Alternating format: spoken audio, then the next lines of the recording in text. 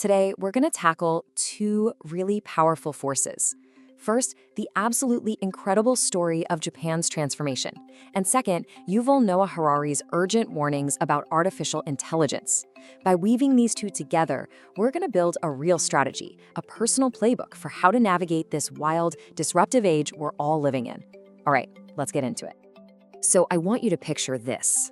On one side, you've got feudal Japan in 1853, a society that was completely sealed off from the rest of the world.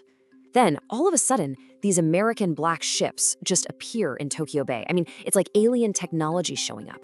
An imposed future that arrives totally uninvited. Now, look to the right. That's us. Today. AI is our black ship. It's here, and it's forcing every single one of us to face a future that, let's be honest, we didn't choose and we might not fully understand. And this really brings up the central question for this whole explainer.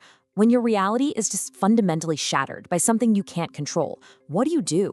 How do you possibly survive, adapt, and maybe even find a way to thrive?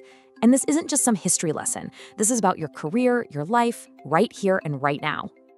To get that answer, let's jump back to Japan. When Commodore Perry showed up, the Japanese leaders, they looked around Asia, and what did they see? They saw their neighbors getting colonized, one by one. So their decision to change wasn't about ambition or some grand vision. Nope. The engine for their entire transformation was pure, raw fear. The choice was just brutally simple: modernize or get conquered. So what did they do? They came up with a mission of just stunning clarity. Fukoku Kyohei, rich country, strong army. Now this wasn't some fuzzy corporate mission statement. This was a razor-sharp national goal. Every single decision they made from that point on was designed to serve this one objective. It was the North Star for an entire nation. The leaders of the Meiji era didn't just sit around and hope for things to change gradually. They didn't wait for the market to figure it out. No, they acted like engineers. They systematically redesigned their entire country from the ground up with a really clear blueprint. They literally decided what the future was going to look like, and then they went out and built it. And here's their four-step plan. It's brilliant. First, they centralized all the power. Step 2, they built the hardware of a modern country. We're talking railways, telegraph lines, the works. Third, they upgraded the software, the people, with mandatory education for everyone. And finally, and this is so crucial, Step 4, the government built modern industries, like shipyards, taking on all the initial risk.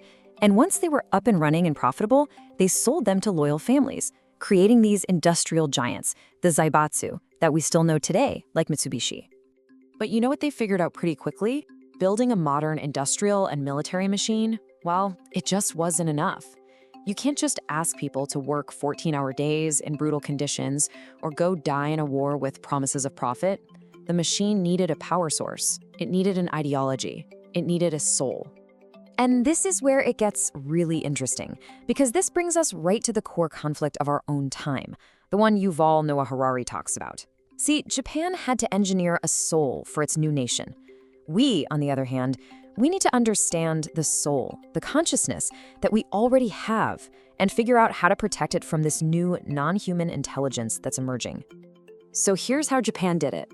They took their traditional Shinto beliefs and they kind of stripped them down and re-engineered them into a new ideology, state Shintoism. And they were clever about it. They defined it not as a religion, because that would have violated their new constitution, but as a civic duty.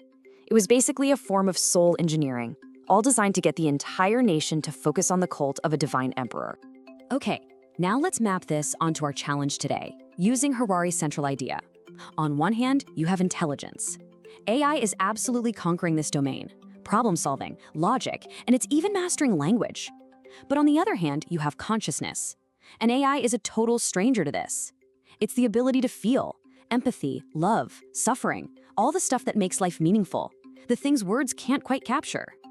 Like Harari says, an AI can read every love poem ever written. It could probably describe the feeling of love better than any human ever could.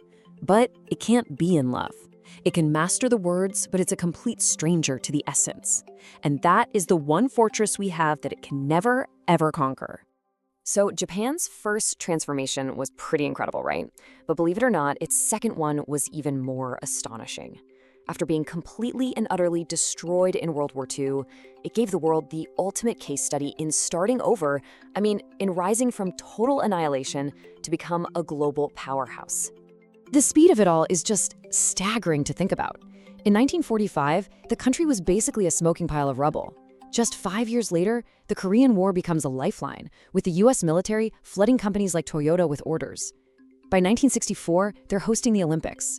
And by the 70s, they are an undeniable economic superpower. So how on earth did they do it?